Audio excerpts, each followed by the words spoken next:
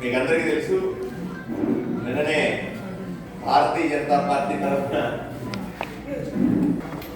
MLC అభ్యర్థిగా శ్రీ సోమవీర్రాజు గారిని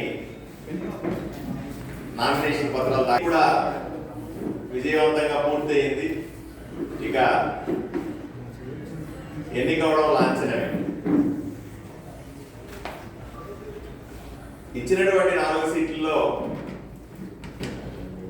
మాకు కూడా ఒక సీటు కేటాయించి మండలిలో భారతీయ జనతా పార్టీకి ప్రాతినిధ్యం లేని సందర్భంలో బీజేపీకి కూడా అవకాశం కల్పించినటువంటి గౌరవ ముఖ్యమంత్రి గౌరవనీయులు నారా చంద్రబాబు నాయుడు గారికి పార్టీ తరఫున ధన్యవాదాలు తెలుపుతాం.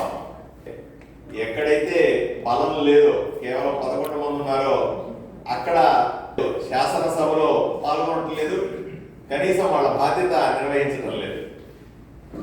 11 మంది ఎమ్మెల్యేలు కనీసం వచ్చి ఆ 11 నియోజకవర్గాలకు సంబంధించినటువంటి సమస్యలన్నా చెప్పుకునే అవకాశం ఉంది వాళ్ళకి, కానీ ఆ పని కూడా చేయట్లేదు. ఎక్కడైతే బలం ఉందనుకుంటున్నారో మండలిలో అక్కడ మాత్రం అటెండ్ అయ్యి గోలగోల చేస్తా, అక్కడ మాట్లాడేవన్నీ తప్పుడు సమాచారం, ఏదో ఒక తప్పుడు సమాచారాన్ని తీసుకుని వచ్చి ప్రజల ముందు పెట్టి ప్రజల్లో కన్ఫ్యూజన్ క్రియేట్ చేసే ప్రయత్నం చేస్తా. దీనికి ధీటుగా ఎదుర్కోవాలన్నటువంటి కూటమి ప్రభుత్వం, కూటమి పార్టీల ఆలోచనలను దృష్టిలో పెట్టుకుని ఈరోజు ఎమ్మెల్సీ అభ్యర్థుల్ని నిర్ణయించి మండలికి పంపించారు.